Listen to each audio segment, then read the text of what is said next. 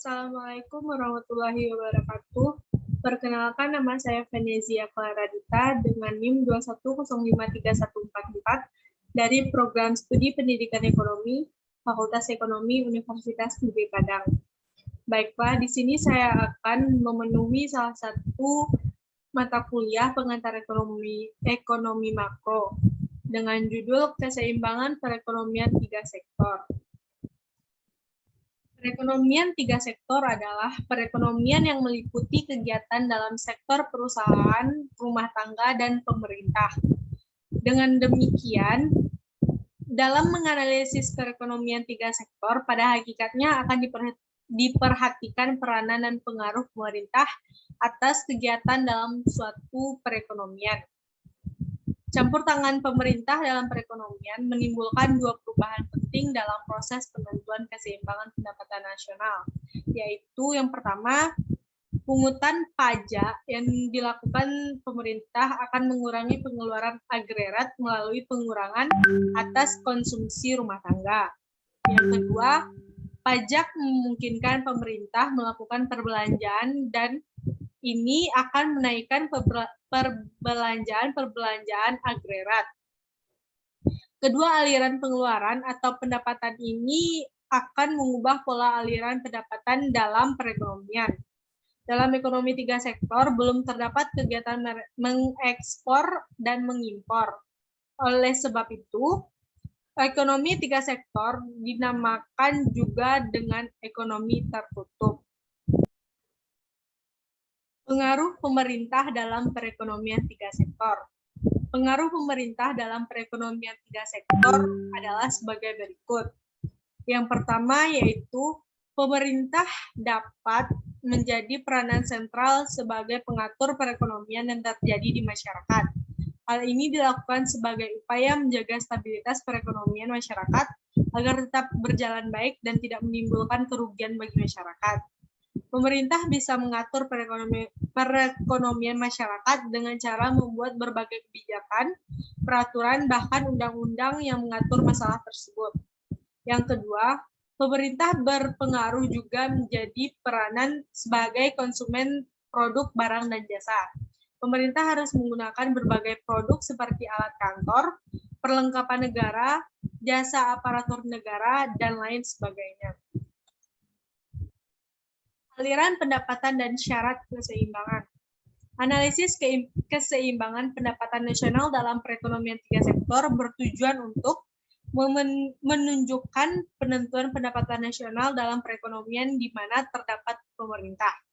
Untuk memahami analisis tersebut dengan baik, perlulah terlebih dahulu kita sadari pola aliran pendapatan dan pengeluaran yang berlaku dalam perekonomian dan syarat keseimbangan pendapatan nasional dalam perekonomian tiga sektor tersebut.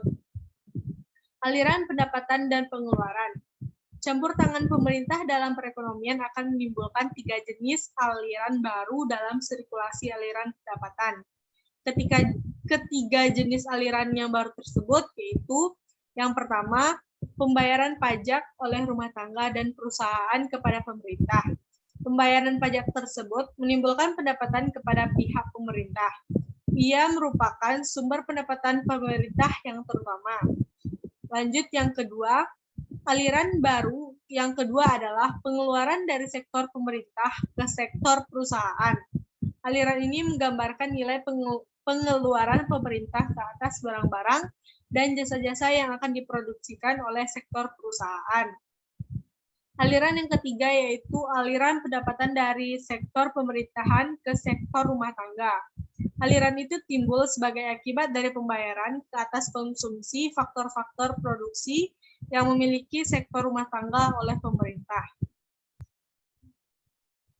Dalam suatu perekonomian tertutup, ciri-ciri pokok dari aliran-aliran pendapatan dan pengeluaran adalah yang pertama yaitu pembayaran oleh sektor perusahaan sekarang dapat dibedakan menjadi dua jenis, yaitu pembayaran kepada sektor rumah tangga sebagai pendapatan kepada faktor-faktor produksi dan juga pembayaran pajak pendapatan perusahaan kepada pemerintah. Yang kedua, pendapatan yang diterima oleh rumah tangga sekarang berasal dari dua sumber, yaitu dari pembayaran gaji, upah, sewa, bunga, dan untung oleh perusahaan, dan dari pembayaran gaji dan upah oleh pemerintah. Dan yang terakhir, pemerintah menerima pendapatan berupa pajak dari perusahaan dan rumah tangga. Pendapatan tersebut akan digunakan untuk membayar gaji dan upah pegawai-pegawai dan untuk membeli barang dan jasa. Syarat keseimbangan. Pengeluaran yang dilakukan oleh berbagai pihak dalam perekonomian tersebut meliputi 3 jenis perbelanjaan, yaitu konsumsi rumah tangga atau disingkat dengan C, investasi perusahaan, dan pengeluaran pemerintahan membeli barang dan jasa. Dengan demikian, keadaan yang menciptakan keseimbangan dalam perekonomian 3 sektor adalah penawaran agregat dikurang pengeluaran agregat, atau Y sama dengan C ditambah 1 ditambah G. Kegiatan sektor perusahaan untuk memproduksikan barang dan jasa akan mewujudkan aliran pendapatan ke sektor rumah tangga atau gaji dan upah, sewa, bunga, dan keuntungan. Dan aliran ini sama nilainya dengan pendapatan nasional atau Y. Pendapatan rumah tangga tersebut akan digunakan untuk 3 tujuan, yaitu membiayai konsumsi, ditabung, dan membayar pajak.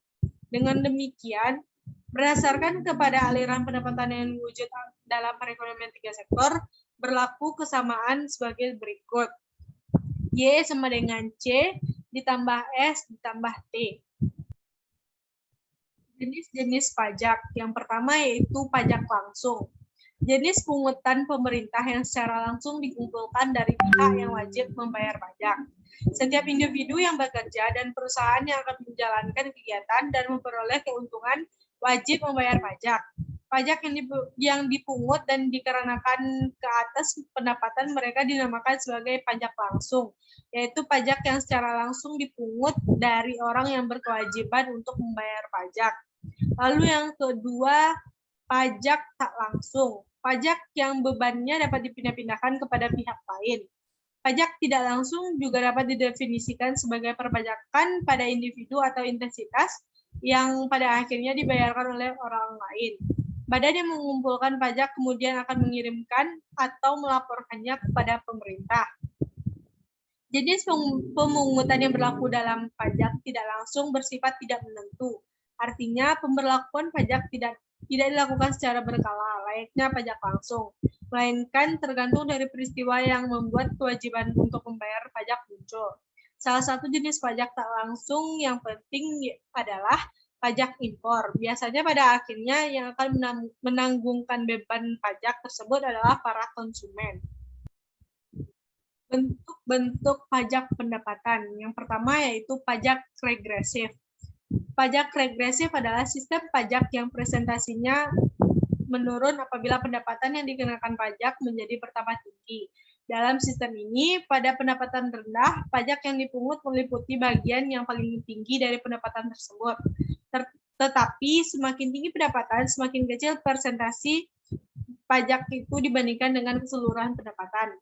Lalu yang kedua, pajak proporsional. Persentase pungutan pajak yang tetap besar pada berbagai tingkat pendapatan, yaitu dari tingkat pendapatan yang sangat rendah kepada sangat tinggi. Dalam sistem pajak ini tidak dibedakan di antara penduduk yang kaya atau miskin dan di antara perusahaan besar dan kecil. Yang ketiga yaitu pajak progresif. Sistem pajak yang persentasinya bertambah apabila pendapatan semakin meningkat. Pajak ini menyebabkan pertambahan nominal pajak yang akan dibayarkan menjadi semakin cepat apabila pendapatan semakin tinggi. Pengeluaran pemerintah. Sebagian dari pengeluaran pemerintah adalah untuk membiayai administrasi pemerintah dan sebagian lainnya adalah untuk membiayai kegiatan-kegiatan pembangunan, membayar gaji pegawai-pegawai pemerintah, membiayai sistem pendidikan dan kesehatan rakyat, membiayai perbelanjaan untuk angkatan bersenjata, dan membiayai berbagai jenis infrastruktur yang penting. Artinya dalam pembangunan adalah beberapa bidang penting yang akan membiayai pemerintah. Perbelanjaan tersebut akan meningkatkan pengeluaran agregat dan mempertinggi tingkat kegiatan ekonomi negara. Penentu-penentu pengeluaran pemerintah ada 3, yaitu proyeksi jumlah pajak yang diterima. Salah satu faktor yang penting dalam menentukan besarnya pengeluaran pemerintah adalah jumlah pajak yang diramalkan. Dalam menyusun anggaran belanjanya, pemerintah harus terlebih dahulu membuat proyeksi mengenai jumlah pajak yang akan diterimanya. Makin banyak jumlah pajak yang akan dikumpulkan, makin banyak pula perbelanjaan pemerintah yang akan dilakukan. Yang kedua, tujuan ekonomi yang akan dicapai. Beberapa tujuan penting dari kegiatan pemerintah adalah mengatasi masalah pengangguran, menghindari inflasi, dan mempercepat pembangunan ekonomi dalam jangka panjang. Untuk memenuhi tujuan tersebut, seringkali pemerintah membelanjakan uang yang jauh lebih besar dari pendapatan yang diperoleh dari pajak. Yang ketiga yaitu pertimbangan politik dan keamanan. Pertimbangan politik dan kestabilan negara selalu menjadi salah satu tujuan penting dalam menyusun anggaran belanja pemerintah. Kekacauan politik, perselisihan di antara berbagai golongan masyarakat dan daerah sering berlaku di berbagai negara di dunia. Keadaan seperti itu akan menyebabkan kenaikan perbelanjaan pemerintah yang sangat besar, terutama apabila operasi militer perlu dilakukan. Lalu, fungsi pengeluaran pemerintahan.